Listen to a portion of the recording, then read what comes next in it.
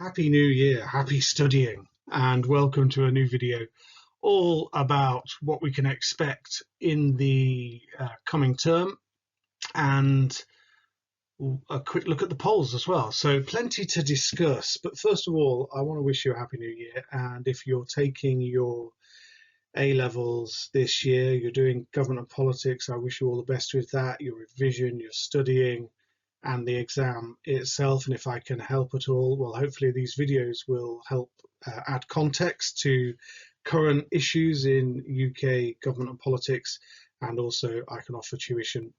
And there's lots of extra resources on my Patreon page. So there we go. What can we expect this term, do you think? Well, one of the things I think that we're going to find is that the rumours of a Labour leadership challenge will continue. But I'm going to say that I'm not expecting Keir Starmer to be swept aside this term. And now, of course, it's going to happen because the moment you predict something, the opposite comes true in British politics. We're not here to predict. I keep telling myself that. I'm not expecting it because it's not entirely unusual to have leadership rumours. One of the things that is common is that once they start, they're difficult to stop. They only stop with an upturn in fortunes. So that is very much dependent on something like the economy suddenly kicking into gear. And so I mean, whether that happens or not, I'm not sure. But I'm not expecting the leadership rumours to stop because it requires that sudden change in fortune. We are seeing it slightly, actually, with Kemi Badenoch. Kemi Badenoch is not having such rumours going on at the moment because she's improved her performance at Prime Minister's questions in particular. So it can be the case that this can turn around and can stop. Of course, the moment things go bad for somebody, a leader, they come back again. So we'll see what happens. But there have been examples of leaders having leadership rumours surrounding them year after year after year, and them still in place at the next general election. And I'm kind of thinking that that is likely to be the case with Keir Starmer. In order for the leadership challenge to happen, remember, you've got to have a candidate or two candidates, but having one is quite a start. You've got to have a credible candidate who people will coalesce around, believing that they can win. We've already heard the likes of Andy Burnham being talked about, which is ludicrous because he's not even in Parliament. So in order to set that in train, he's got to become an MP again. And in a way, why would he want that when he can carry on being the mayor of Greater Manchester and be at arm's length from the troubles of the Labour Party, or the top brass of the Labour Party? Why would he bother giving that up to become an MP? There'd need to be a by-election for a start, or someone would have to give up their seat for him to stand. There's been talk of MPs doing that, incidentally. So there's a whole load of hurdles that need to be overcome. So it's much more likely that it's going to be a candidate from within the current Parliament. And obviously we've had people like Wes Streeting put forward, Lucy Powell, Angela Rayner. Lots of different people have had their names put into this ring, which makes it look actually like there's a contest rather than a single challenger. It makes it really hard. There needs to be a groundswell of Labour MPs that would want a leadership challenge. And of course, that's fraught with difficulty. You don't know that you're going to get someone whose fortunes are going to be any better than Keir Starmer's. So I'm going to suggest it's not going to happen. Now we'll see afternoon headlines. It'll be happening, won't it? Anyway, let's wait and see. But I'm expecting the rumours to continue in any case, because until things improve for the Labour government, those rumours will continue. But we will see. We'll see what comes of it all. Okay, this is something that is definitely going to happen. That is the Chancellor's spring statement. So you always have the budget, and Labour have set that out in the autumn. So that took place in November, and the spring statement is like an interim report. Sometimes it can be quite hefty, and that is provisionally scheduled for March the 3rd. So we are going to see a spring statement in a couple of months, and that again will provide information about the economy. And I'm not expecting the economy to improve massively, but I do feel a bit more positive about things. I don't know if anybody else is. It because it's the new year? Do we all just feel positive, or do we feel desolate normally after a new year? I don't know. So I am looking forward to seeing what that does, and I wonder if they'll handle it better than they did the budget, with all of those leaks and all of that shenanigans surrounding the budget this year. It'll be interesting to see how they handle things this year in the spring statement. The next thing I put is a new Parliament, ? Parliaments are supposed to last a year.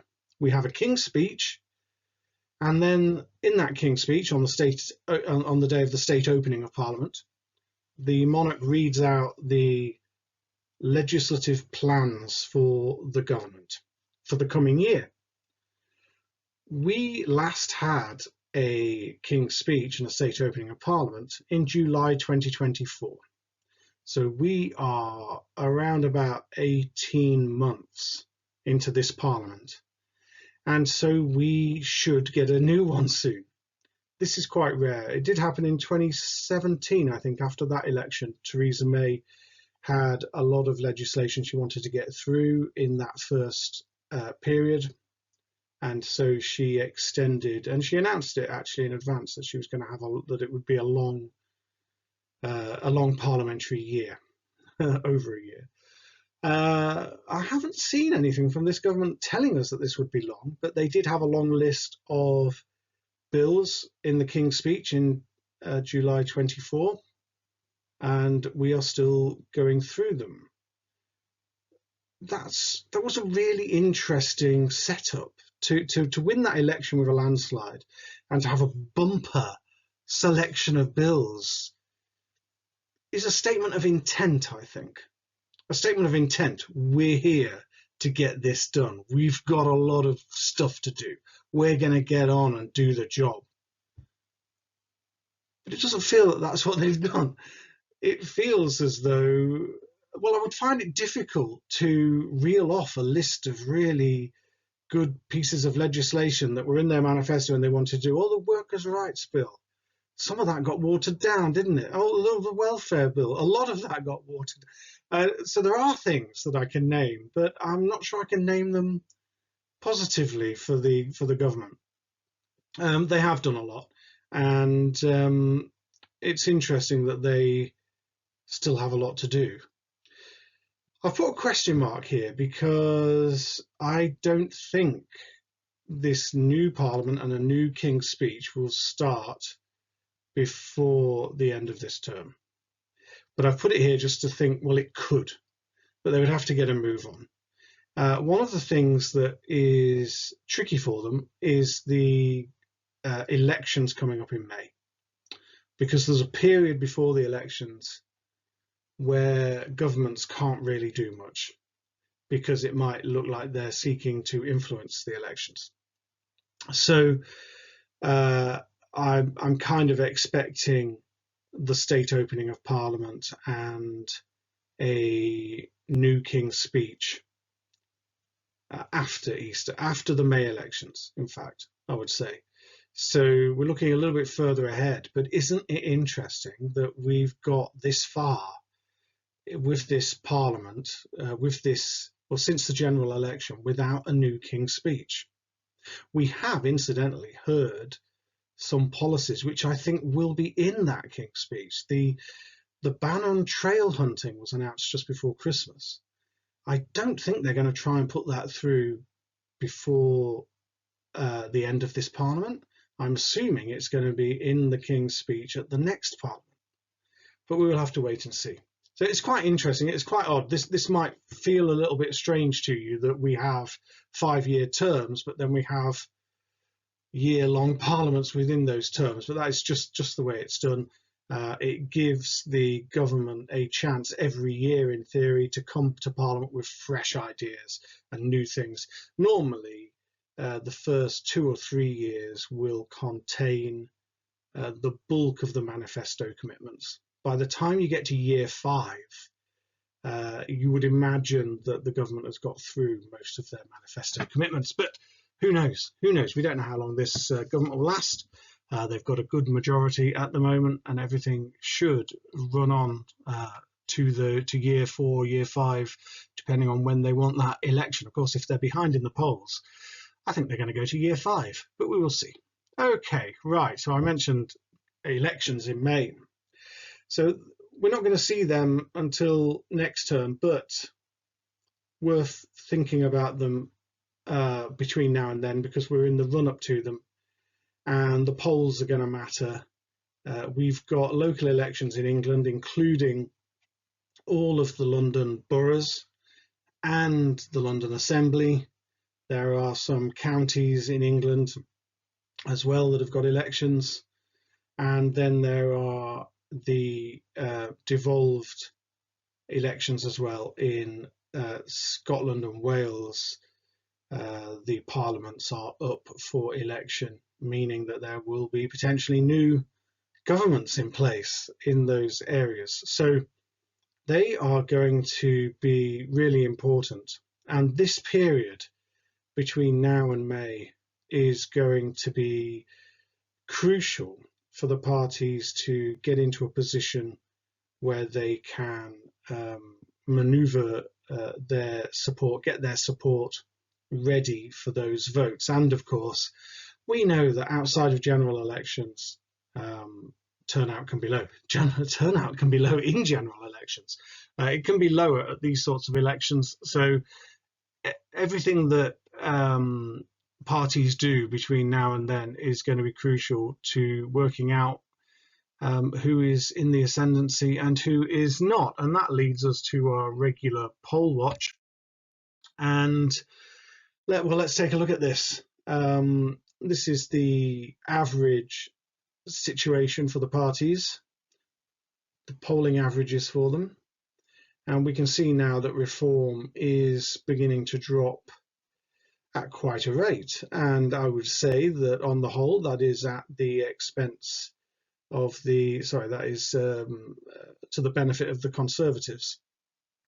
Kemi Badenoch, as I mentioned, has improved in recent examples of Prime Minister's questions.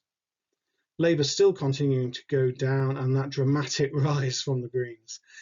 Brand new year, brand new challenges, brand new announcements, lots of potential for controversy and allegations and counter allegations, and who knows where these polls go. I still think, and I've said it twice already, that the economy is the major driving force. And I think if the economy improves, we will see Labour going up a little bit. And I think the support for Reform will drip away. I'm thinking that the support for Reform will be difficult to maintain this year, really. The longer it goes on, there's been allegations of racism towards Farage in his younger years, and I would be surprised if we don't see more allegations surrounding him. So far, all of that has been decades ago.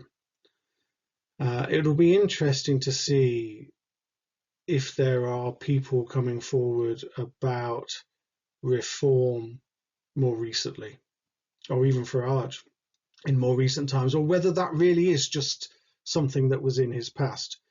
We will see on that.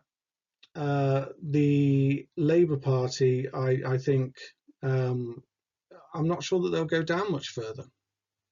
They could lose more support to the Greens. They could lose support to your party when it gets up and running. but I'm thinking that they might have got as low as they're going to get. And so we are beginning to get to a stage perhaps where the top three parties might begin to get a bit closer here. Top three, I mean Reform, Labour and the Conservatives. The Lib Dems currently down in what, 5th place, is that right?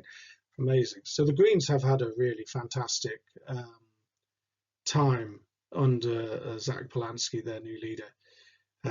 It'll be interesting to see if they can sustain that. It's possible, but we're midterm, you know, and it's not unusual to see parties that are not the top two parties doing well. I think I read or heard somewhere recently that in the early 1980s, the newly formed SDP were over 50% in the polls at one point. When it came to the 1983 election, they did pretty well with the Liberals as an alliance. They didn't stand against each other. They pooled their resources, but the SDP itself did not win many seats. So, you know, it's not entirely unusual to see a party out of the top two doing well in between elections in the polls. The only poll that ultimately is going to count is the general election, and of course those local elections and devolved elections in May. Okay, there we go. Lots to think about, lots to look out for, lots of studying ahead. Try and make it enjoyable. Get stuck into it. Get stuck into government and politics. On my Patreon site, there is a growing body of resources there, links to free stuff that will really help you. Whatever you need to revise, whatever you need to check up on, go to my Patreon page, do a search for stuff, and hopefully there'll be something there that will be useful, interesting, helpful.